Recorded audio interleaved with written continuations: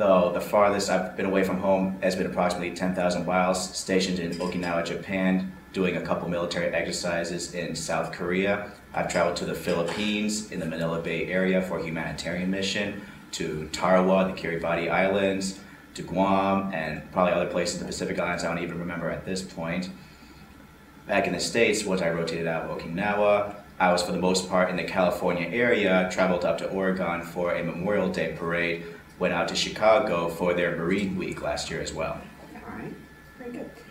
Let's start back and just kind of jog your memory as far as some of your earlier experiences. Can you tell me if you were drafted or enlisted?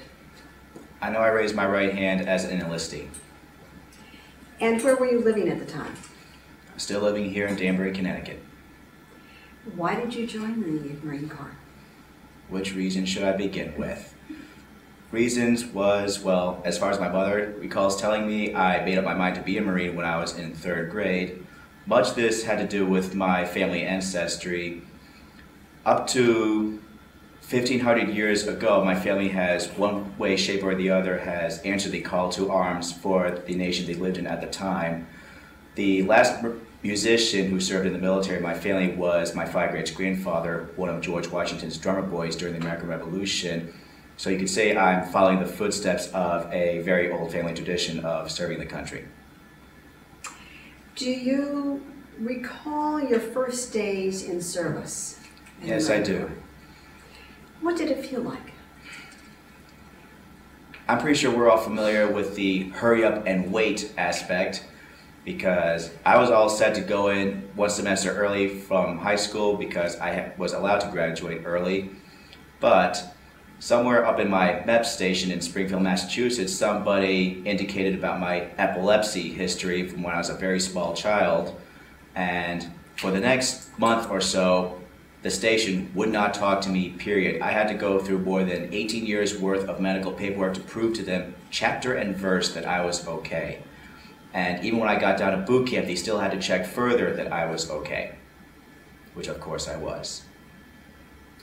Can you tell me about your boot camp and where you went? I flew down from Springfield, Massachusetts to a couple airports before landing in Savannah, Georgia, and from there I took a bus to Parris Island, South Carolina. Late at night, and I had my head down at the time, so I wasn't able to see the Marine Corps side lit up like so many others have. We get to the end of the bus road, to the yellow footprints, or I should say the notorious yellow footprints. I hear some footsteps, my head is still down. The next thing I hear, "Sit up straight right now!" There's variants as far as how the drill instructor will sound like, but that's what was heard from me. We were told to sit up straight, we were given the basic instructions of what to do. The first and last words out of our mouth had to be, "Sir." Got off the bus, onto the yellow footprints, into the receiving building. From there, we pretty much, well, I guess the best way a Marine would put this is bullshitted for the next few days until our initial strength test to see were we fit to continue on into the rest of boot camp training. Okay. Do you remember any of your instructors down there? Yes, I do. Would you care to share that experience with us? In the last company that I graduated with, my senior drill instructor was a communications NCO during the Battle of Al Nasiriyah in Iraq. My knowledge hat, the one who tells us about the Marine Corps, about what to learn and such, he was a scout sniper. My heavy hat, essentially the second in command, he was another communications officer. The heavy hats are notorious for being the hardest ones of them all and such. And then we had a few kill hats, as we put them, the guys who just straight up the ones who would punish you and such. We had kill hats who were an old box kicker, as the senior drill instructor liked to put him. He was in logistics.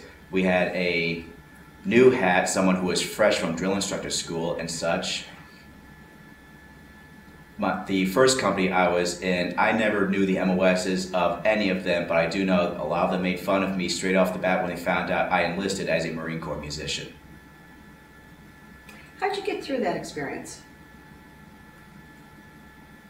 Which experience would that be? The boot camp and them finding out that you were there as a musician. Well, In my first company, it seemed that they would specifically target me because I went as a musician versus anything else. The most I could do at the time was simply ignore them and just continue on with my training.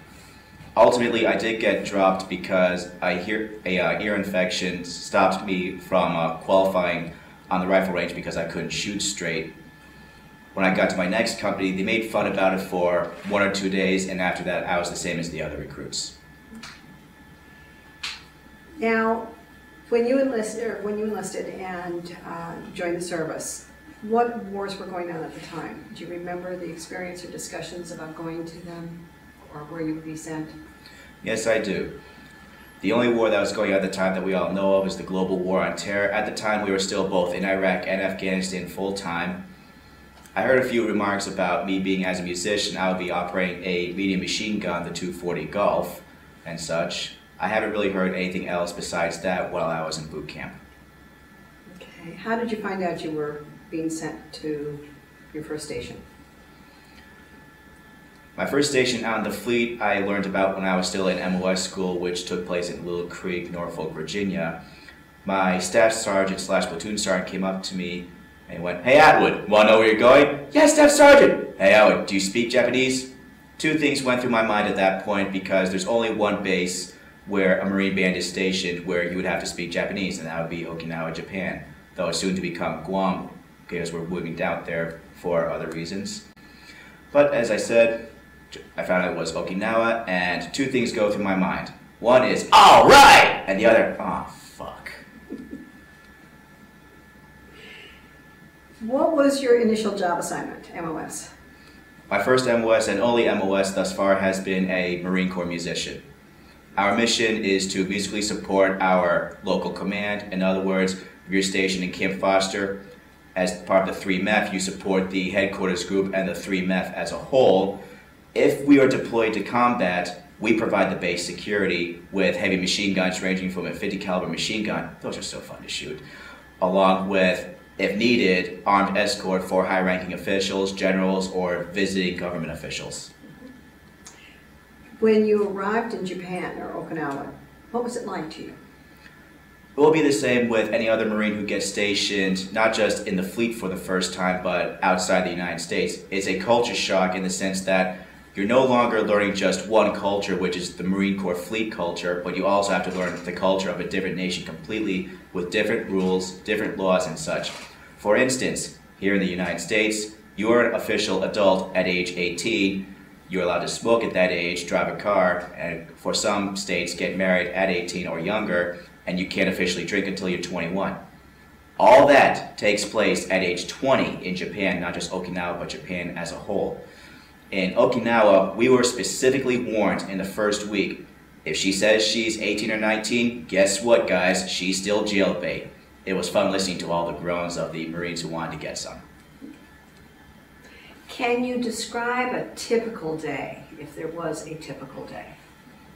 In Okinawa, Japan, it was getting up before the roosters woke up, depending on the gig. We would go and we would muster up in our formation. Attendance would be taken. We carried out the rest of the day from there, which would consist of rehearsals in various ensembles from concert band, ceremonial band, or a small ensemble like a brass quintet, woodwind quintet, or such. Depending on the day, we would have a few gigs in the day as well, which could result in an early liberty or a late liberty, depending how long the gigs go. We would also have time for collateral duties. The Marine Corps musicians, they take care of themselves overall in that they have their own logistics branch, their own IT branch, their own administrative branches as well. Granted, we can't do everything without the actual administrative branches and such that are in the Marine Corps themselves, but by the vast majority, we take care of ourselves. My collateral duty for both of my stations was an information systems coordinator, so I was part of the overall IT section. Okay. Now, I understand that you were not in combat, is that correct? That is correct. Marine Corps musicians, as I said, do deploy to combat, but the catch is only some Marine bands deploy on a regular basis. Any band that's attached to a Marine Corps division, a Marine Corps Air Wing, or the Quantico band stationed in Quantico, Virginia, they are the only ones who deploy on a regular basis. The band in Okinawa is a bit of a different animal. They are forward deployed. They are always deployed out there outside the U.S. just in case China and North Korea decide, hey, you know what, we're no longer friends, we're going to start attacking other people. Can you tell me a memorable experience from that duty station?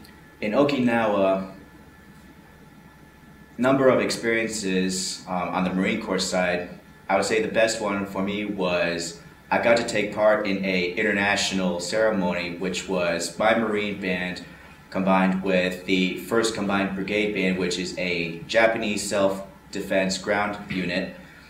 The two bands were combined together, and we got to perform a tea ceremony that was dedicated to those who fell in the Battle of Okinawa in World War II and the anniversary of Okinawa being given back to Japan from us. And the ceremony itself is so prestigious, only 2 people in the entire world are allowed to perform the ceremony, and that would be the current Grand Master of Tea Ceremonies and the previous Grand Master. As tokens of appreciation, we were given authentically made green tea, and for how strong it was, half the band members couldn't handle it. We were also given little gift certificates to a local department store down in Naha City, and each of us were given a handmade fan, which were made by the Grand Master himself. Is that your most memorable experience? Was there something else that comes to mind? There's many memorable experiences for me. That would be my most memorable experience on the Marine Corps side. For the culture side, I like to tell people that while the Marine Corps side, in my opinion, needed to be fixed up in overseas, the culture was absolutely outstanding. I've never been to anywhere in the entire world where I felt safer to be off base versus on base. The crime rate in Japan, they talk about being one of the lowest crime rates of all time. That is not an exaggeration, that is dead on the absolute truth. I've never come across an Okinawan or any Japanese native who was hostile to me, let alone unfriendly or such. They are very big on respect, and that is something they teach their children as soon as they learn right from wrong. Everybody goes to school and such. There's no violent protests or anything. The most protests I ever saw were a few right outside the gates, and they were just holding signs and smiling and waving hi to everybody. There's no throwing beer cans at people or such. I mean, it's a great place to live. That's really the best way to put it. Okay. Let's move on and talk a little bit about how you stayed in touch with your family while you were deployed. I stayed in touch in family with a number of ways. There was personal email. A couple times I would use my work email, admittingly, to send a few pictures that I acquired. I also was able to stay in touch via Skype, as well as phone cards and such. And I was eventually acquired my own cell phone that I could then call my parents with for the last 3 months or so that I was still stationed in Okinawa. The military as a whole is very, very, very good about allowing service members to be able to communicate back home in one way, shape, or another. Okay. What was the food like while you were there? On base and off base? On base, the food was not bad whatsoever, though my personal biased opinion was the best chow hall I ever ate in was the 3rd Recruit Battalion Chow Hall in Paris Island, South Carolina. Off base, the food was very unique. This is Okinawa. There's a number of foods that are only grown in Okinawa and such, and maybe a few other places. It was in Okinawa where I got to try sweet potato, but this is not like the native sweet potatoes we know about here, which are orange on the inside. These sweet potatoes are purple colored, believe it or not, and they are also a lot sweeter than our own native potatoes. Thus, the Okinawans are able to make all kinds of desserts and such from them. It was the first taste where I tried sweet potato ice cream for the first time. They also have dragon fruit over there, which is a very large sized berry. It's about the size of an average man's fist. And then there was the sushi, which now that I'm in the place where they make sushi itself, I got to try the authentic deal. I came home for Christmas after not quite a year in Okinawa, and I went to a local food store to buy some sushi. I took a bite and I almost spat it back out. That's how different the quality is. What's your favorite type of sushi? For raw fish, it's a cross between what they refer to as the fresh salmon sushi, which is 2 pieces of salmon on 2 sets of rice, a little bit of wasabi, and on top would be onions of various kinds. Another favorite raw fish would be herring egg and whitefish. That's also a good one. They also came up with a few non-raw fish sushis. My favorite one on that would have to be the egg salad sushi. There's one place in American Village, yes, it is called American Village, they make a dynamite egg salad sushi. Did you ever feel any pressure or stress while you were there? Oh yes. I will openly admit that while in Okinawa, I thought more about suicide than the rest of my life combined. Much of that had to do with the overall, how I could be treated and such. Something that bothered me when I was in Okinawa was if you became the unit turd, the public enemy #1, you had no chance to redeem yourself. I was one of the few rare exceptions where I never had to experience that, but then again, I was never public enemy #1. But I do remember 2 people being public enemy #1 to the point where I think that overall mindset helped, well, I should say, contributed to one of the Marines dying later in Thailand. Many people, when they go overseas, take something that's a good luck charm, or they acquire something that becomes a good luck charm. Did you have anything that became your good luck charm? I was issued a Bible when I was at Springfield, Massachusetts, going through the MEP station. It was published by the Gideon Company. That Bible has gone with me through boot camp, through the confidence course, and yes, it was submerged. Luckily, it was still good enough to use, and it's gone with, as I said, it's gone with me from boot camp to combat training to MOS school to Okinawa and later to 29 Palms. When you had time off, how did you entertain yourself? How did the people you were with entertain themselves? For Marines, God only knows. For other Marines, that is. As for me, I did my best to stay within common sense. I will openly admit I did break one of the rules in Okinawa, which was you had to travel off base with a buddy. Now, if you have a girlfriend, boyfriend, fiance, or spouse with you, this isn't much of a problem because if you want to go somewhere, chances are he or she will want to go with you. But even if you have friends, if your friends are on their own agendas and you have your own agenda, you're probably screwed as far as being able to go off base with a buddy and not get into trouble. I'll admit I broke that rule no less than 50 times because I wanted to go out and check out the culture. As I said, it was a great culture. I wanted to figure out more. By breaking the rules so many times, on the plus side, I was able to find out where all the good places to eat were, cool places to go and sightsee and such. I would just get on my bicycle, a mountain bike specifically. I would pick a direction out of one of the gates and just keep pedaling and pedaling until I could pedal no more. I would stop, explore the area, and then get back in time for curfew. Any place special that stands out in your mind? This is Okinawa. There's multiple places that are special. There's the Shuri Castle, which is down in Naha City. It is the only Okinawa-style castle that is fully restored to its absolute, whatever it would have been 500 or so years ago. So that's a definite good place to be. There's Nakakusuku Castle, which is a few kilometers from Camp Foster. It's in ruins like other castles are. However, you get up on one particular wall, you can see the east and west sides of the island, which is really cool. You go further up north, you have Yomitan Village, which is a very culturally preserved village out there. There's also the Sharumi Aquarium up north, which is the second largest aquarium in the world and the only one that has whale sharks, and I admit I saw all 3 of them. Down at the very tip of Okinawa, well, not quite the tip, but the southernmost place that I've seen would be the Ryukyu glass factory, where they make all their glass handmade, and you can actually see the factory, you can actually see them making the glass and such.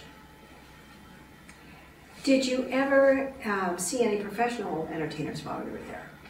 We were the professional entertainers. That's part of the mission of being a Marine Corps musician is you are there to entertain the crowd and such. We're also the ambassadors over there, and every general has openly told us that we are the most active and best ambassadors they ever have. With every concert of 900 more people, that's 900 more friends of the U.S. now. Okay. What did you do? Did you have leave? Yes. What did you do when you went on leave? Can you give me an example? My first time on leave during summer in Okinawa, it was around my Crucible anniversary, which is one of the ultimate tests in boot camp, and I decided to celebrate that anniversary, so say, I would make the attempt to bike around the perimeter of the island. Didn't quite work so well, I will admit. The west side of Okinawa is relatively flat, only a few hills, so you can get away with using a mountain bike. But once I got to the northern side and the northeastern end, I realized that what goes down must go up, but what goes up must go up, and up some more. There was one day where I spent at least half the day going uphill, and I admit that I had to actually get off my bike and start walking because I was just too tired and I could not see the end of the hill anytime soon. And by the time I did get to a downhill, it was down to the bottom of a village, and then I realized, oh nuts, I gotta start this all over again. Many people who are overseas do something particular that is particularly humorous or do some pranks. Are there any pranks that you can think of or humorous moments? Can you share one with us? Oh boy. Well, to keep it clean, I will refer to my first time when I was on duty at our band hall in Okinawa. A tradition among us is to receive a call from Colonel Sanders or General Mills. My call was from General Mills. I had to go to supply and fetch 50 yards of flight line. I go back to supply to fetch 50 yards of flight line. The Marine didn't know what was going on, so he thought I was a complete idiot. So he says, go to Sound, check them out, see if they have your flight line. And I just was ping-pong balled all around through the band hall until finally one Marine says, okay, that's enough, we're just pulling a prank on you. Did you pull pranks on others? I'll admit I did pull Colonel Sanders on one new Marine. Didn't work too well because that Marine already knew what my voice sounded like, so it wasn't quite as effective as I wanted it to be. Let's talk for a minute about the officers that you were working with. Sure. What did you think of the other officers that you were working with, or the soldiers you were working with?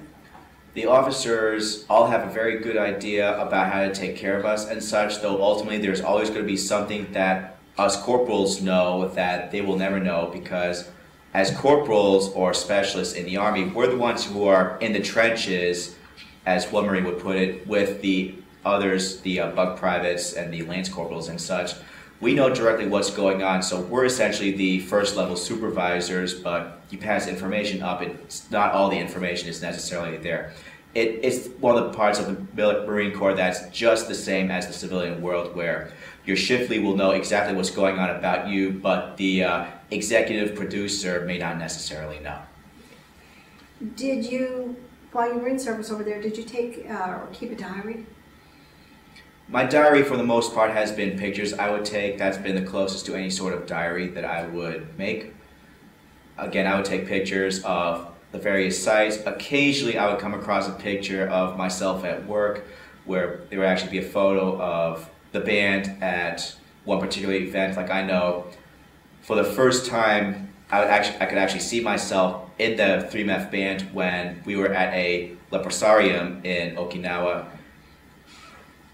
During my last year or so. I came across a few more pictures of myself in 29 Palms, but overall finding pictures of me actually at work doing my actual job that I enlisted to do, it's a pretty rare thing to find. Let's move forward now to when you got out of service, Mm-hmm. when you rotated out. Do you recall the date that your service ended? I was released from active duty on April 2, 2010. I was allowed to leave early, still on active duty, but I was allowed to go home early on terminal leave, which is something that is granted upon a honorable discharge or discharge under honorable conditions.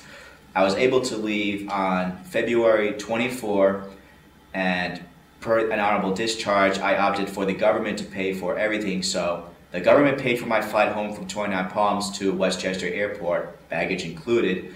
They paid to move my stuff from my barracks room, and the guys would actually go into my barracks room, wrap up my stuff, put it on a moving van, and then they took that stuff to West Point, and then took a moving van to my street, and then not just my street, but my house, and then moved my stuff up to my room, of all things. All completely for free. And the part that I'm currently enjoying right now is I'm currently being paid by the government to attend WestCon here full time. Okay. Well, that answers one question. Did you go back to work or school? I guess you went back to school. Went back to school. I picked up a part-time job as a contract security officer. I currently work at Kimberly-Clark in New Milford. The hours are kind of a gas for some people because I work the midnight to 8 shift on certain days. It'll definitely mess with your sleep. However, it's also the quietest of the shift, and in the security business, a quiet shift is a good shift. Are you using the GI Bill at this moment? Right now, specifically the post 9/11 GI Bill. Per the post 9/11 GI Bill, all my tuition and general fees are paid for. My books were paid for, though I admit that first check for the books, I didn't know it was for the books, so I ended up spending that before, and so my books came out of my own pocket. But those books are paid for and all such, and on top of all this, I'm also given about $2,100 monthly for housing allowance, and because I live with my parents, much of that money becomes my own back pocket money that I can do whatever I want with. Okay. Did you make any close friendships while you were in service? Some yes and some no. The friends who I particularly became close to were fellow musicians for the most part, whom I keep in touch with on Facebook every so often, and often these are Marines who I was part of their fire team as their fire team leader and such. I helped them get into the Marine Corps world of things. How does the Marine Corps work and such? Are you still in touch with those relationships? Yes. With individuals on a regular basis? Whenever I have the time. It'll vary depending on what school is having me do and such, and whether I'm still asleep from the midnight shift or not. I know you are involved with the Veterans Museum in Danbury. Can you tell me a little bit about your experiences there?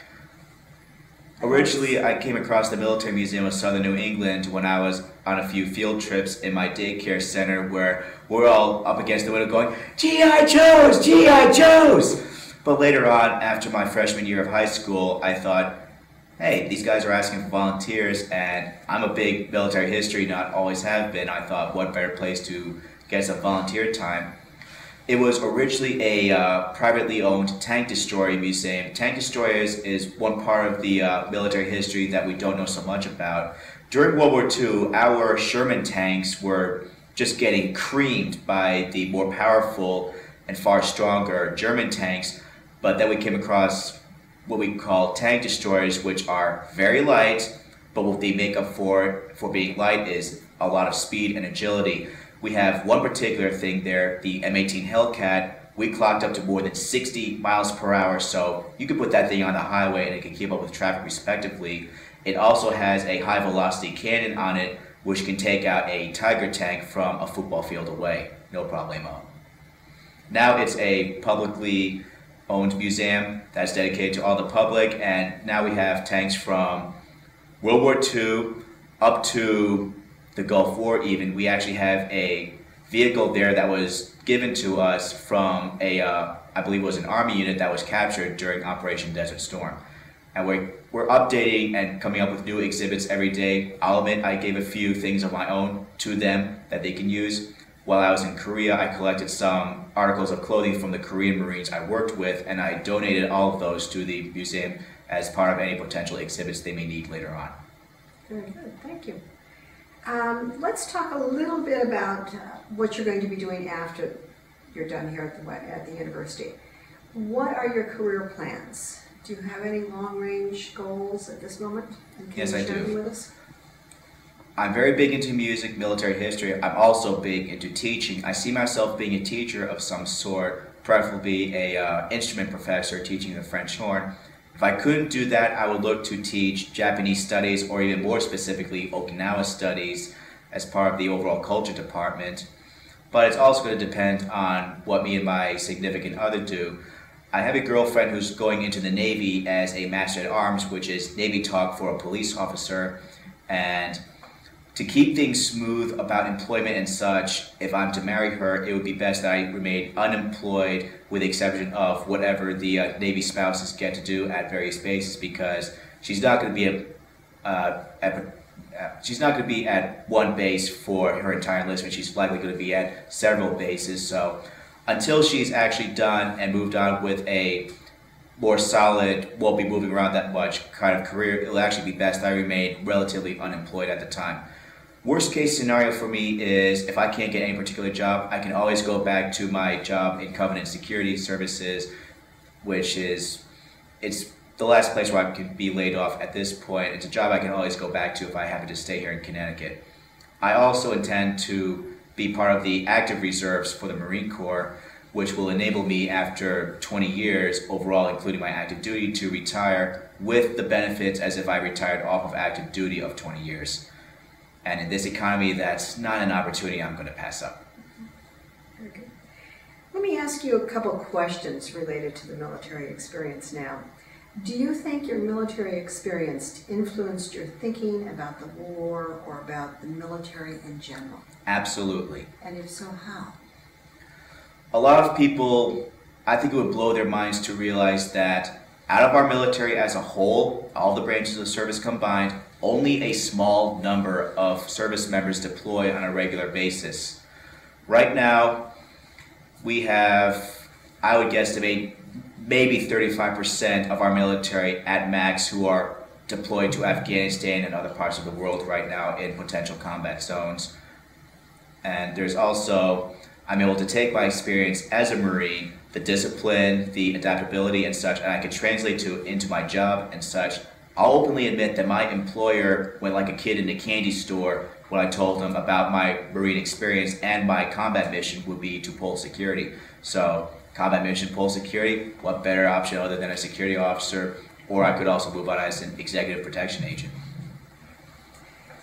When you think about the military and you think about the profound impact it sometimes has on people's lives, how would you answer that the service impacted your life? What were your experiences? What did it do to you?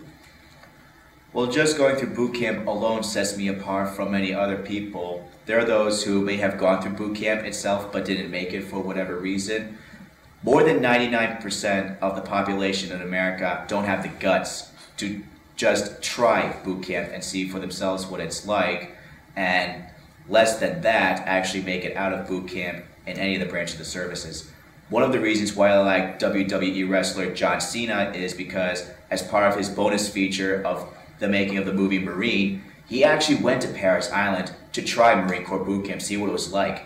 And he openly admits he was tired and wiped out after only 4 hours or so. So he had a lot of respect for those of us who go through 13 weeks of it, or in my case 16 because of the ear infection.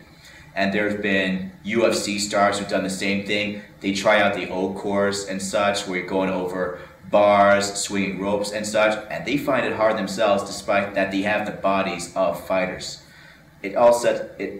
Just going through boot camp sets you apart from other things. And then there's, on top of that, combat training specifically, where you learn how to clear a room with at least one other person in under 5 seconds. You get to learn that a gunfight lasts for less than 5 seconds or such. There's so much you get to learn and experience that there's really no way you could add it all up within one interview. It would be an interview over a lifetime span.